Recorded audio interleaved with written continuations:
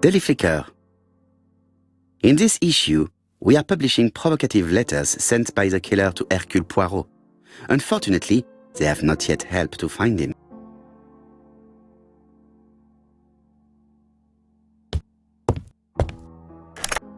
Hello, chap. We received a new letter from ABC in the 10 o'clock post. Where and when? In Cheston. Today. Today? I'll inform the population immediately. I'll check the train times. Call me back.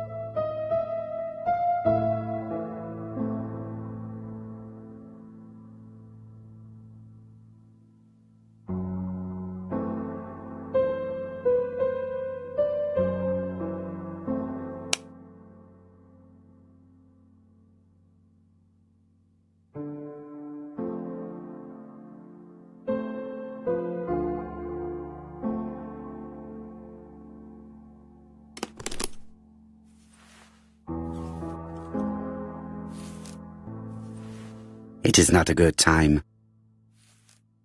It is not a good time.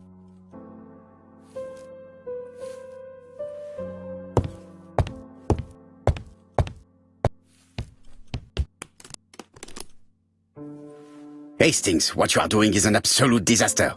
That is no way to pack suitcases. Heavens, we must hurry. We have to get to Churston before the murder.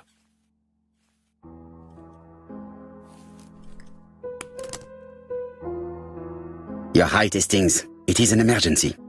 At last, Poirot, you're being reasonable. Poirot, you were right.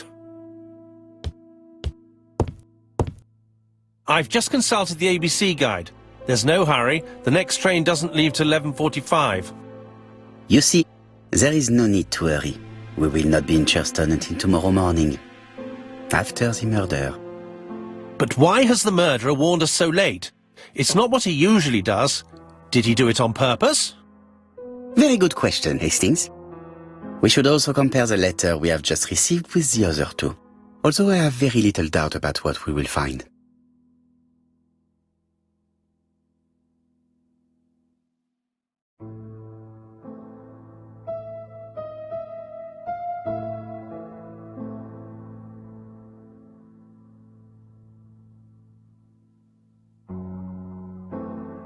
We've missed the 6:45 train, but we have plenty of time to catch the night train.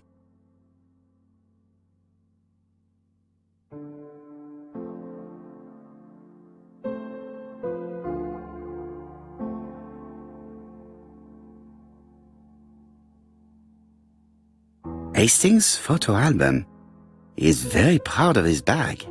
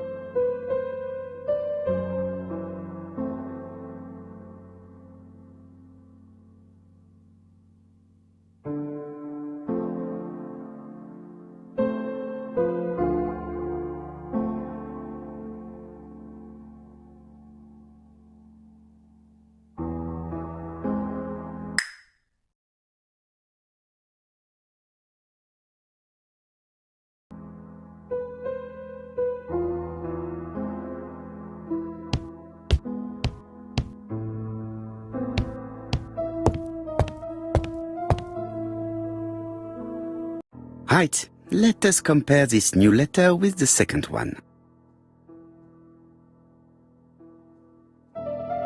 Let us examine this more closely.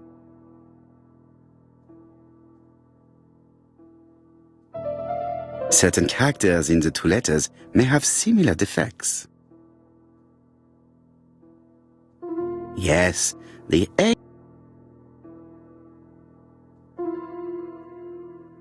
Yes, this I is weird.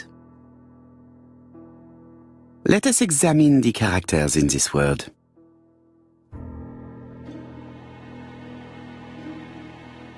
The W is not printed properly. The W is not.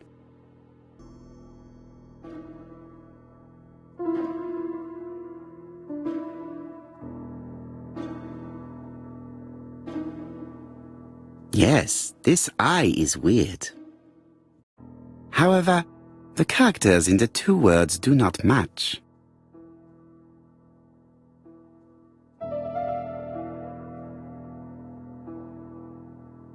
Of course, the W characters in the two letters do indeed have the same defects. I have to find some other similar defects to confirm my theory.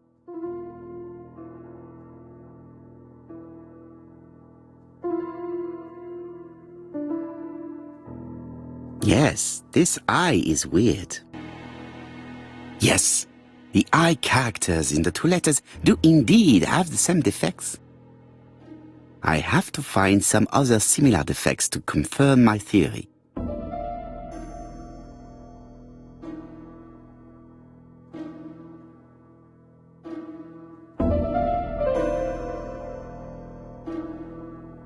Yes, the A appears to be quite unusual. Right, let us compare this with the other letter.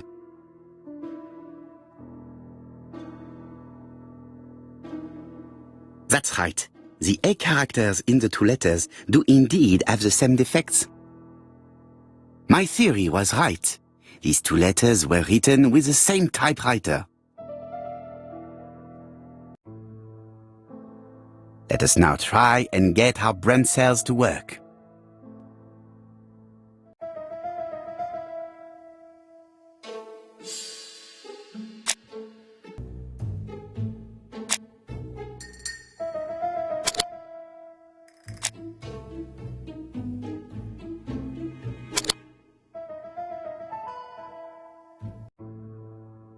The letter should have arrived in time. The postmark shows that it was sent 3 days ago. However, our man made a mistake in the address, which explains the delay. All the same, the post office took their time correcting the error. Come on, Poirot. Your address is not quite as well known as that of Scotland Yard. Poirot, the telephone. It must be Jap.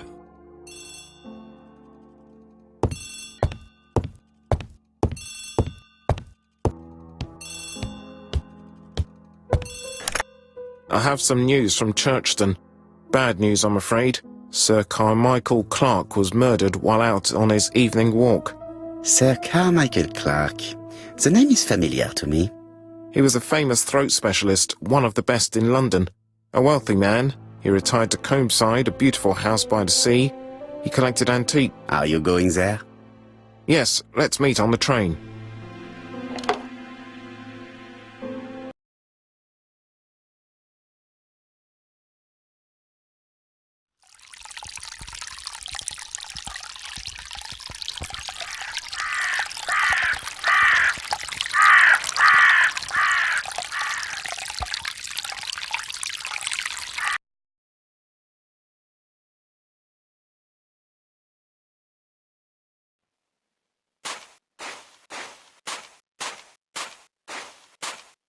The victim is called Sir Carmichael Clark, one of the best throat specialists in London. The body was still warm when we found it. If we'd been warned earlier, we definitely could have saved him. It appears that the murderer made a mistake when he wrote his letter. A mistake? Lucky for him. And what if he did it on purpose? No. He's defined his madcap rules and he's sticking to them. It's a matter of pride for him. Shall we go up to the house, Poirot? You go, my friend. I will come soon.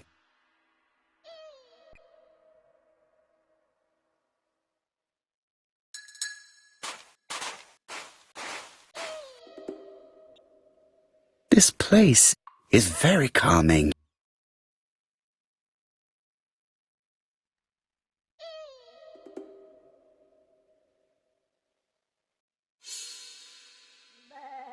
The site is exceptional.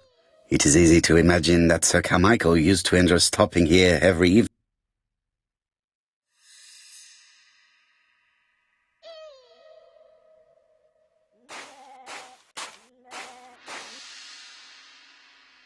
Jap has emptied the victim's pockets and has laid out their contents on this piece of wax cloth.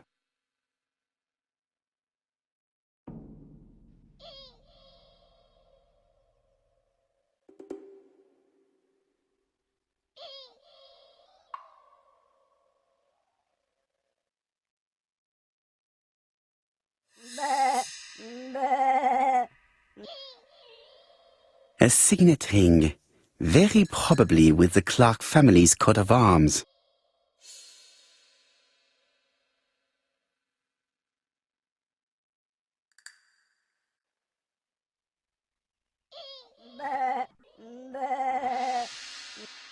Nothing appears to be missing from this wallet.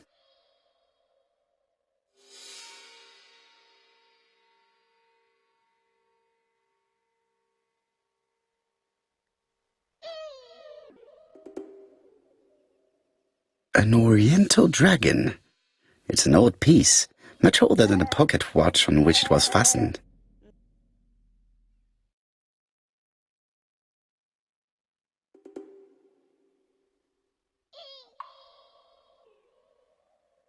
It is pointless.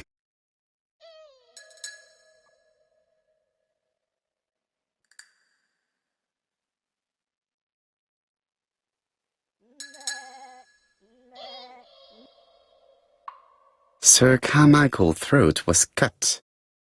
It's a clean incision, a professional murder.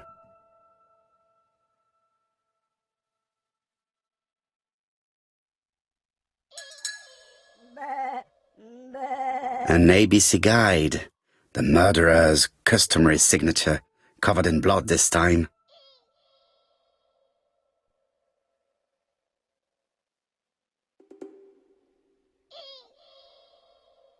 Apart from the wound to the throat, the body is untouched. No cuts, no bruises. Apart from the wound to the throat, the body is untouched. No cuts, no bruises.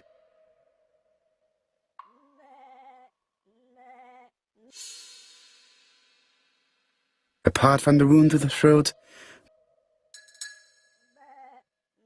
the gravel on the path has been sprayed with blood that covers a conical shape. The gravel on the path.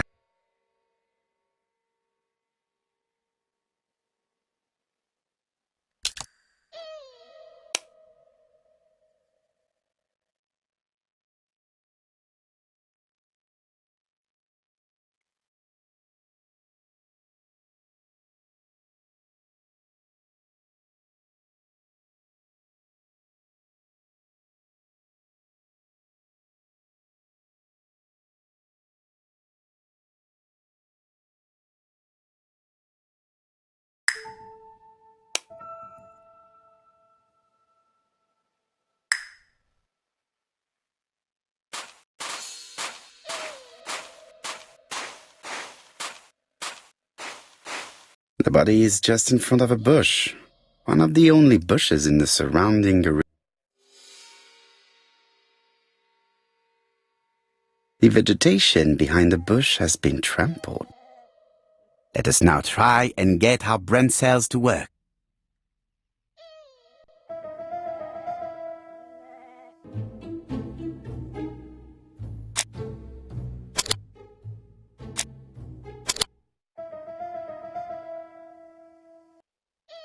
Sir Carmichael had his back to the bush when the killer cut his throat from behind, a fatal blow that sprayed blood over a range of more than 1 meter. Let us now try and get our brain cells to work.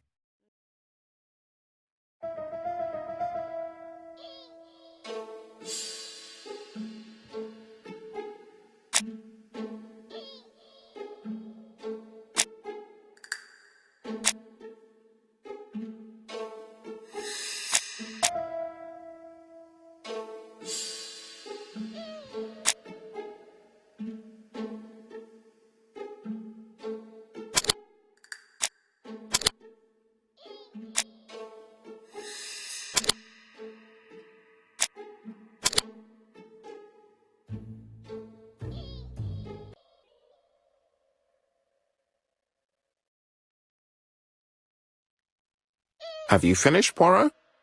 Chief Inspector, many questions remain unanswered, but I am certain of one thing.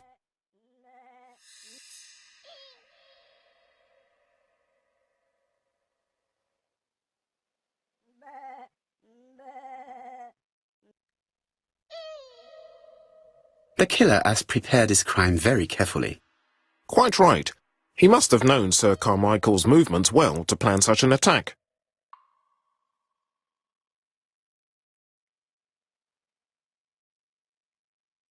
The murderer struck with terrible savagery. Yes, blood flowed. It's the first time he's attacked a man. He armed himself accordingly. Have you spoken to the victim's family, Chief Inspector? I've spoken to the brother, Franklin Clark. I didn't get much out of him. He's yours. I must get the body removed.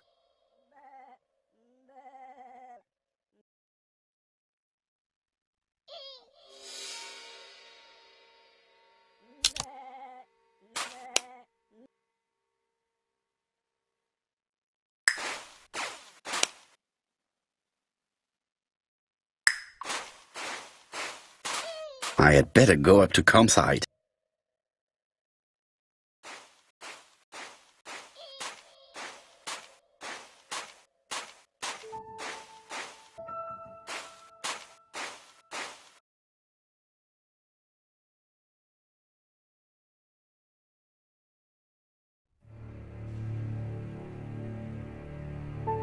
To be honest, this inspector seems rather obtuse. I'm counting on your friend Poirot to catch my brother's murderer. Ah, here he is now. Please, Mr. Poirot. Mr. Poirot, this is my brother's secretary, Miss Thora Gray. Pleased to meet you, Mr. Poirot. Would you like some tea? No, thank you, mademoiselle. I find it hard to digest.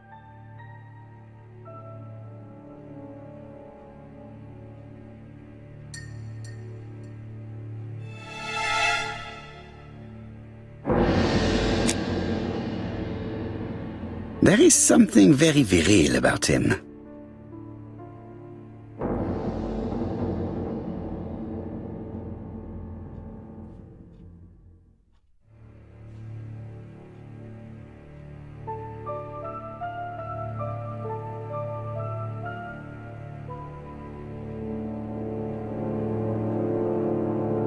There is something very viril about him.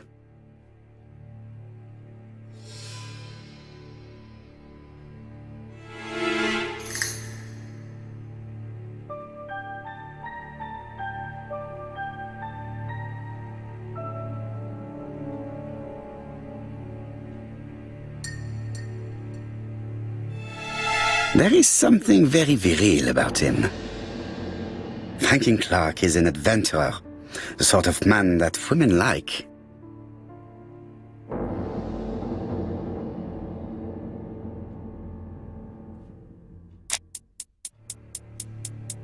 There is something elegant about her.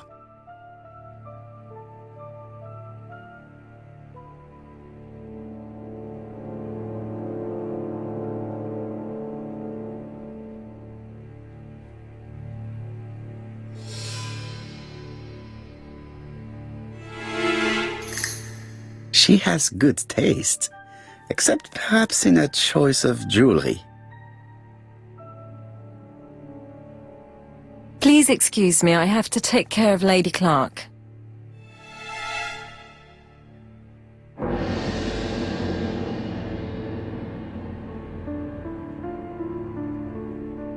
My brother's wife is gravely ill. You will probably want to question her, but I fear that it won't be possible today.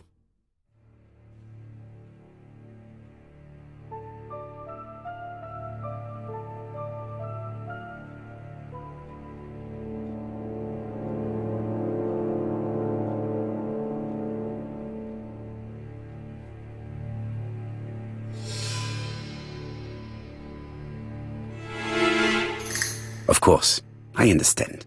Someone set a trap for your brother. Who was familiar with his habits? Everybody knew he took his evening walk at 8:30, and that he always followed the same path.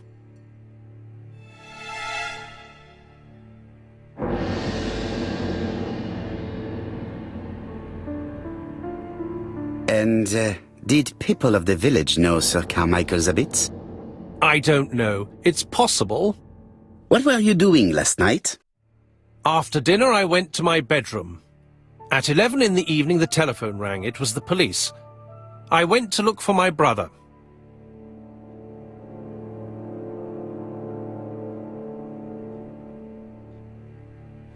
Was it a dark night? It was a new moon. I took a lantern. So it was you who found the body? Yes, along with the gardener. Have you seen any strangers around the house recently? No. As far as I know, nobody has been near the house.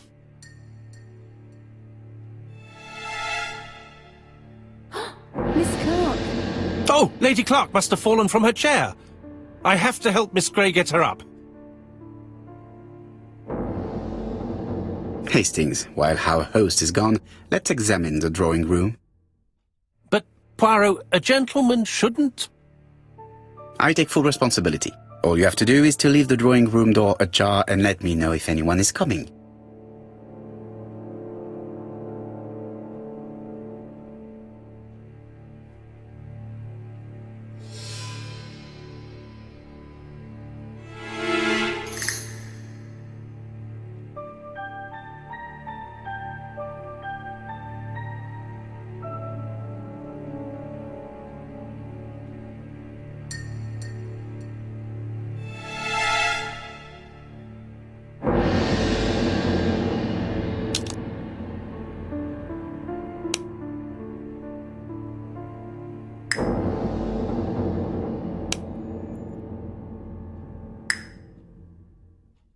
There are some very valuable objects here.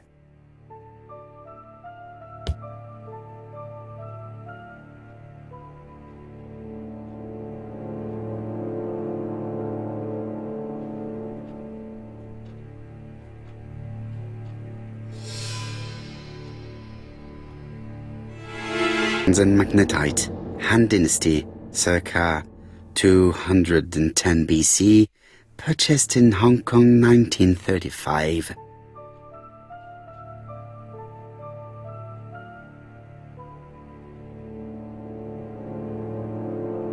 There are some very valuable objects here.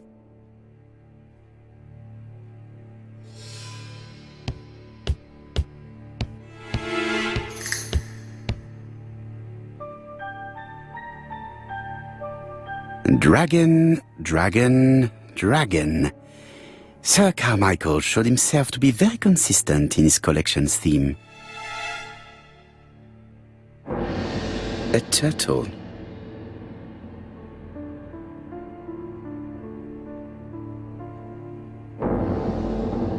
A tiger.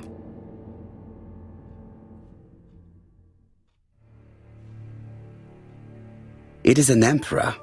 His place at the center of the table is probably symbolic.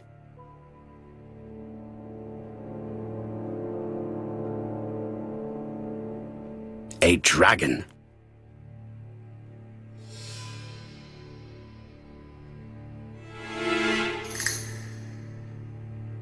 A crane?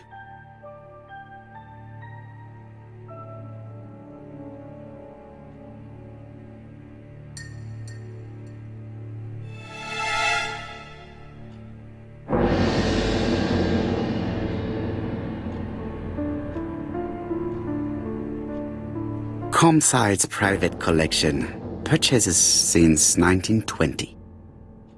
The catalogue for Sir Carmichael Clark's collection.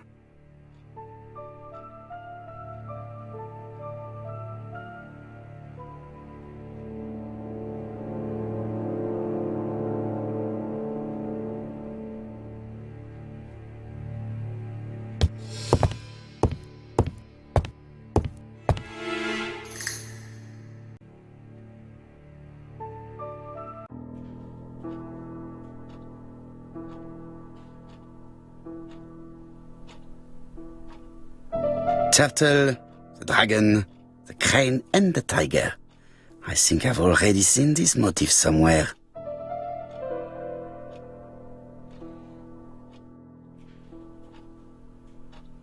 The position of each motif is correct, but they are not turned the same way as on the table.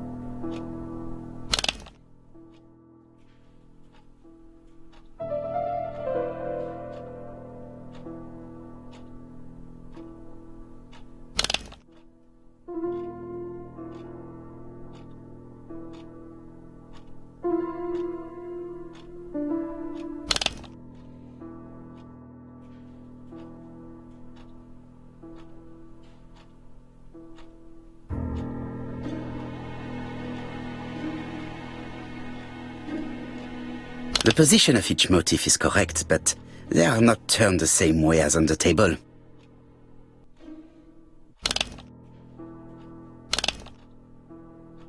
The position of each motif is correct, but they are not turned the same way as on the table.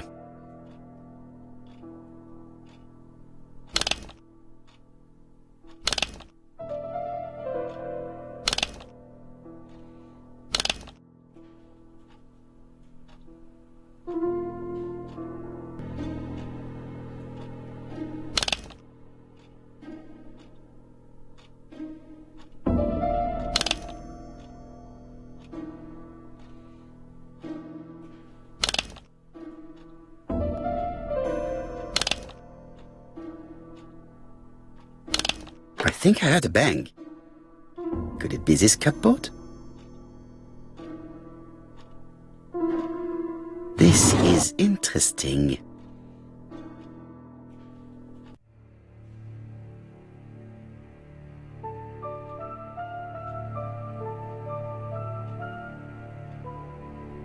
Ernest Logan, MD, Brighton Cancer Institute, 201 Dusk Road, Brighton, Sussex. To Sir Carmichael Clarke, MD, Comside Churston, Devon. Brighton, 1935, January the 5th. As a man of science, I owe it to you to be completely frank. Lady Clarke, your wife is suffering from a generalized terminal cancer. I confess I didn't suspect anything like that during the first exams. But with the test results I have received today, there is unfortunately no place for doubt. I estimate that Lady Clarke's life expectancy is no more than 1 year. Hospitalization would not help in her case, so I advise you to keep her at home and provide her with as much morphine as required to ease her last moments. Yours sincerely, Ernest Logan.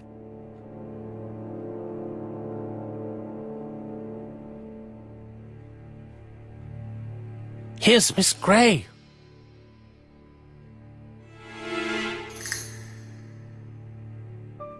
Sorry to keep you waiting. Lady Clarke's condition requires regular care. I believe you want to ask me a few questions. Indeed, mademoiselle. This porcelain is remarkable. Is it old? It's about 3 centuries old, I believe. Wait, let me find the reference.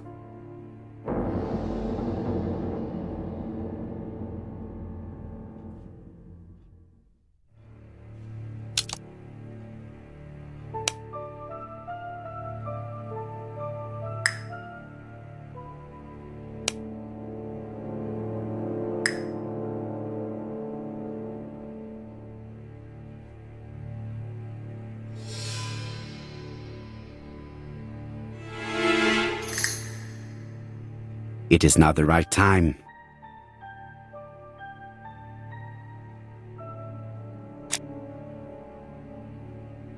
She appears to be very flustered.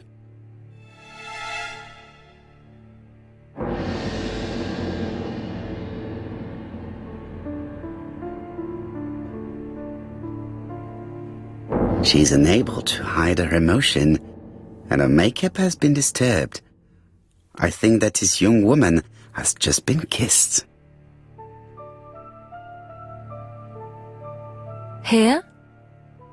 Teapot with black dragon, Gangxi period, end of the 17th century. It is a rare piece with unusual colours.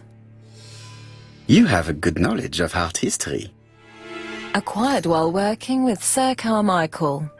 I used to help him manage his collection and choose his new acquisitions.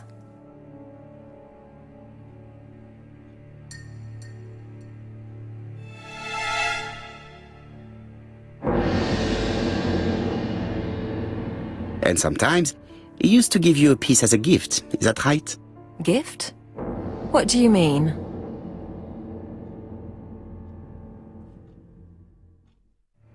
I am referring to your brooch.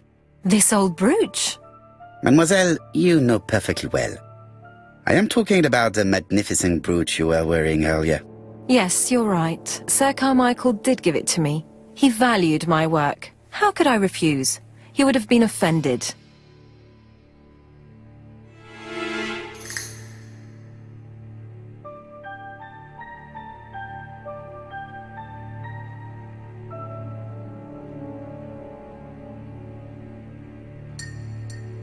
You took it off because of Lady Clark, am I right? Indeed. Lady Clark does not like this jewel. Why upset someone who is so gravely ill?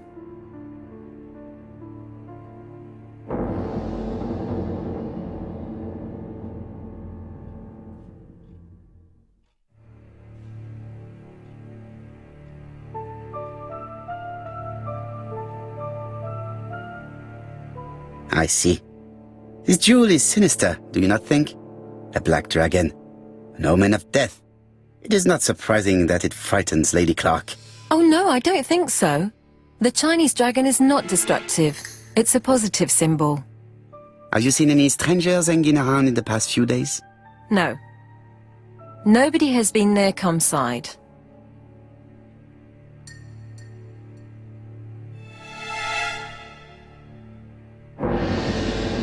Tell me what happened last night. After dinner? Well, I did some sewing and then I went to bed. I was woken by the telephone at 11. I heard Franklin Clark speaking with the gardener. They left with some lanterns and they found the body.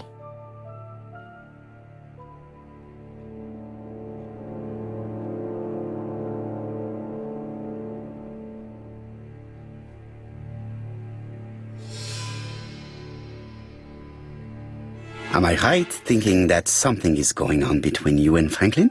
How dare you ask me such a question?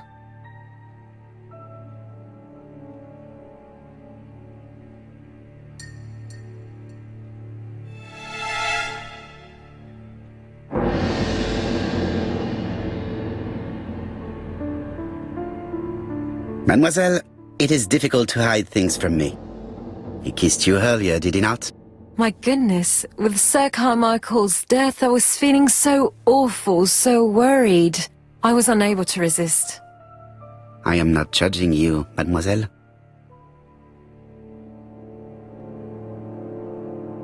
Miss Grey, if I may be so bold, please do not take offence. My friend has rather unusual methods, but all he wants is to find the murderer. Yes, I understand. I must rest. Please excuse me. Earlier, you asked me to watch the living room door for you. I don't wish to be indiscreet, but sometimes a gentleman stumbles upon a secret without intending to. That is sometimes the case. And I saw Franklin Clark kissing Miss Grey at the foot of the stairs. Do you think this is a common occurrence? No, I saw emotion, intensity. I think it was their first kiss. Well done, mon ami. Well spotted. However, I don't think I completely understand this business. Why did Sir Carmichael not defend himself? He appeared to have been active and strong. The murderer did not give him a chance. Let us try and reconstruct the scene.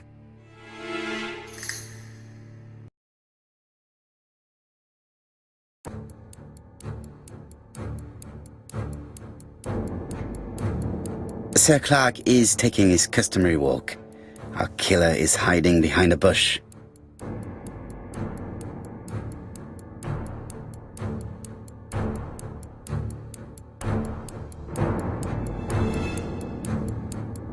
The old man walks quietly along the gravel path.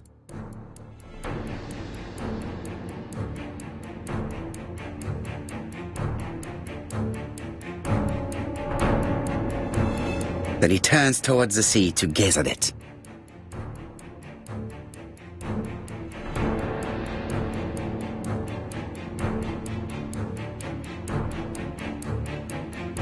The killer leaves his hiding place on the right-hand side. He approaches silently over the grass.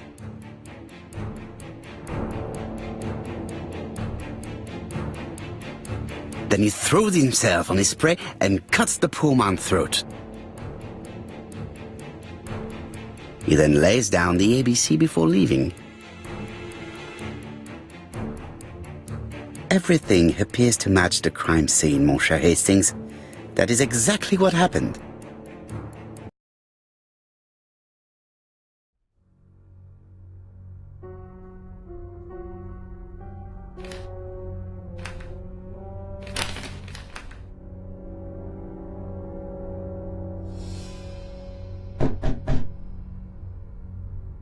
Oh, just a minute. I'm getting dressed.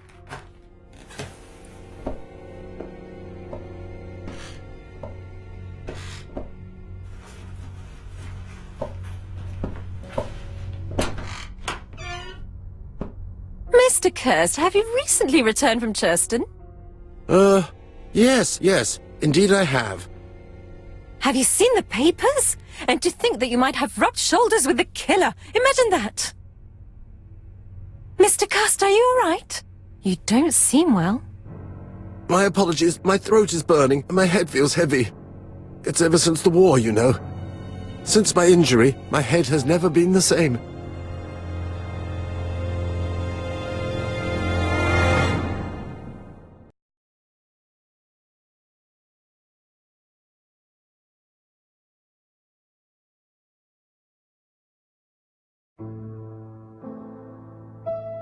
Poirot, it's a pleasure to be with you again after all these years. I looked for a gift to thank you, and I found this propelling pencil. An authentic collector's item. You spoil me, mon ami. And you more so by sharing investigations. Do not underestimate the help you are to me, Hastings. Intellect is not everything. There is also goodwill, and you are not short of that. Later, I will ask you to help me tidy up the room and bring some chairs. Our guest will be here soon. Ah, is Thora Grey coming? Naturally. She is a fascinating young woman, n'est-ce pas? Oh, come on, Poirot. I'm a married man. And Miss Grey has already been courted by Franklin Clark. Poirot, our guests will be here soon. We must prepare ourselves.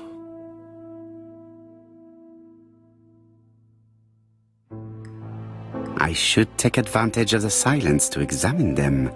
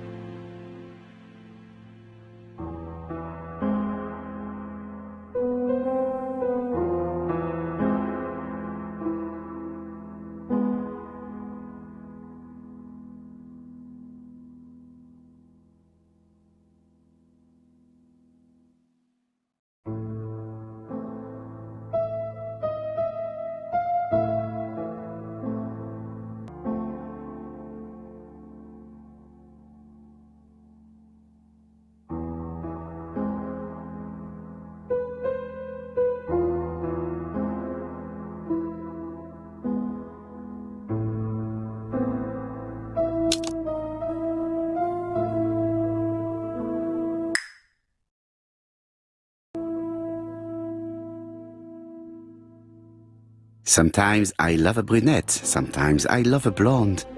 That's what the song says.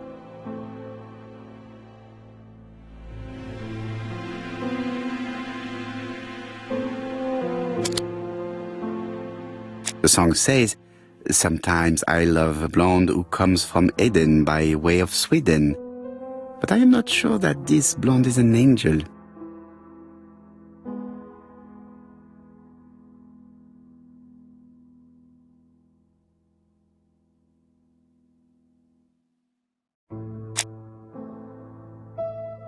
Donald is always on edge.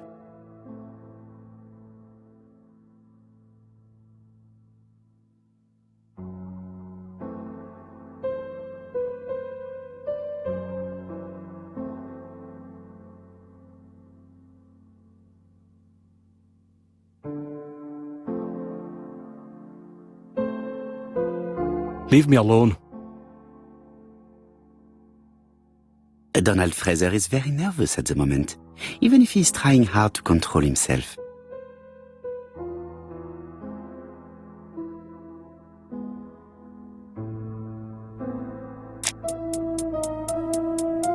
She appears to have taken more care with her appearance than the last time.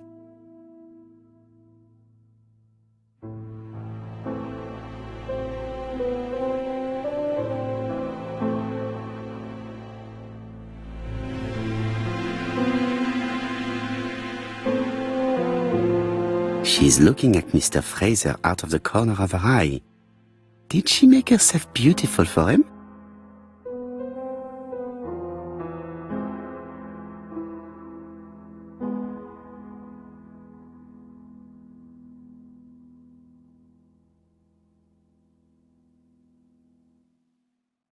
Franklin Clark always seems at ease, regardless of where he is. Something that's unique to people who travel.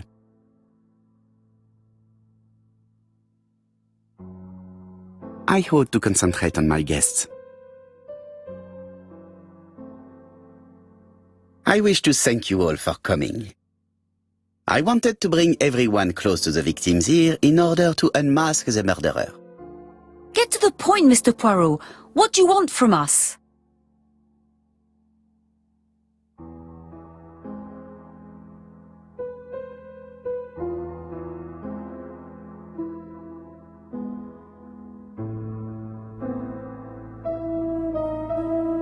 Megan, dear girl, please be patient. Mr. Poirot, how dare you address me by my first name? Please excuse me, mademoiselle. What I ask is that you search your memories. The murderer must have left some trace. Yes, he must have prepared his crimes very carefully. Tout à fait. He did not get to Bexhill at midnight in order to strangle a young girl whose name by chance starts with P. Must we go into that?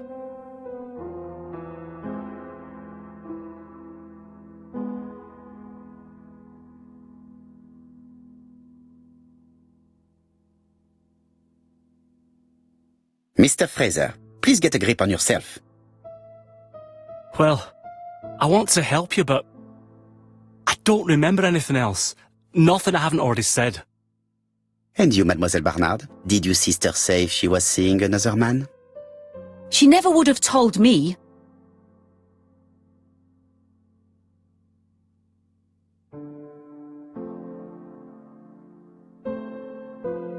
Allons, surely sisters have no secrets. She never spoke about any of that to me. Do you believe me or do I have to repeat myself? Betty knew I didn't approve of her behaviour. Her flirting was spoiling any chance she might have had. Tell me, mademoiselle, what did you talk about with your sister? Silly things. Her new dress. She wanted a pair of black stockings to go with it. Mother bought her a brand new pair. The day it happened, she was crying. And to think that Betty never even wore them. Poor Mummy. Your sister used to sing, I believe. Did she ever perform in public? She dreamt about it, but she had a very bad cough. It troubled her greatly. She had to cancel auditions and miss lots of opportunities. A pity. Yes, she sang well, but that doesn't tell us much about the murderer. Qui sait? In any case, we now have enough information to draw up a relatively precise psychological profile. Let us now try and get our brain cells to work.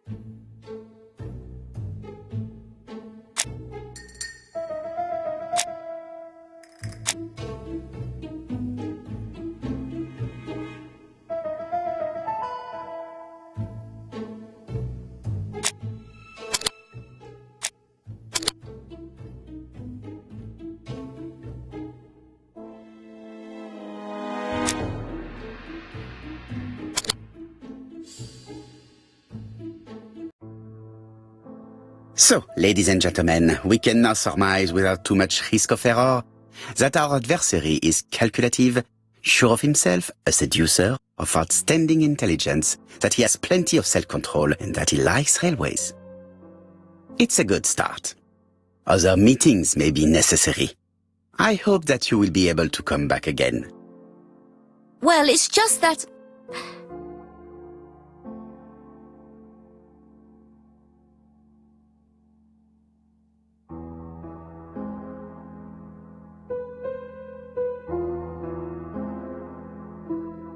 Is something bothering you, Mary?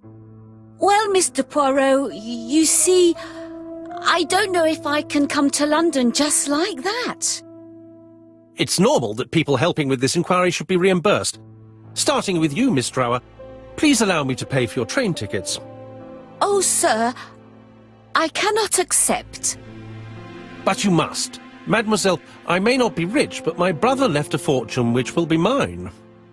Mr. Clark, that's very generous of you. Well, someone has to foot the bill. Mr. Poirot, would it be possible for you to come back to Devon?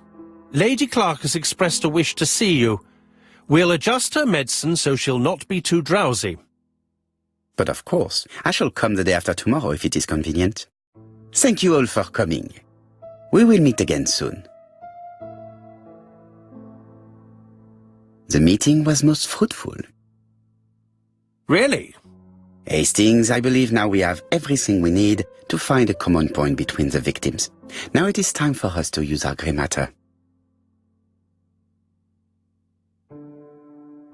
Let us now try and get our brain cells to work.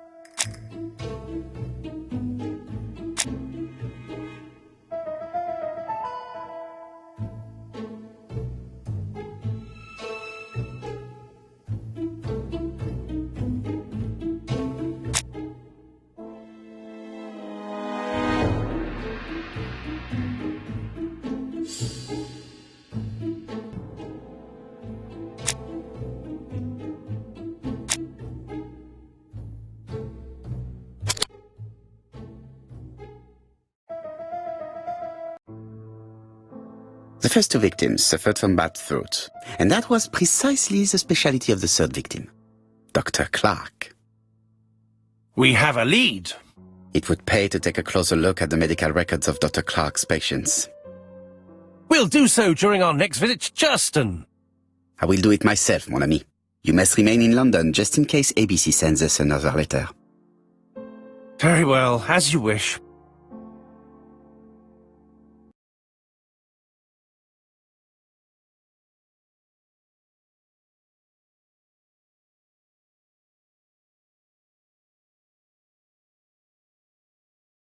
Thank you for coming, Mr. Poirot. Lady Clark is waiting for you in her bedroom on the first floor. Please excuse me, I cannot stay for the interview. I've to take Miss Gray to the station to see our lawyer in Torquay.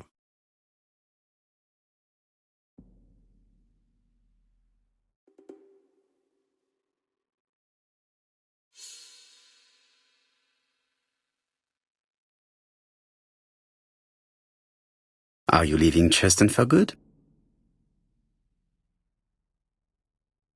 Miss Gray very kindly stayed with me to settle my brother's affairs, but naturally she prefers to find a position in London.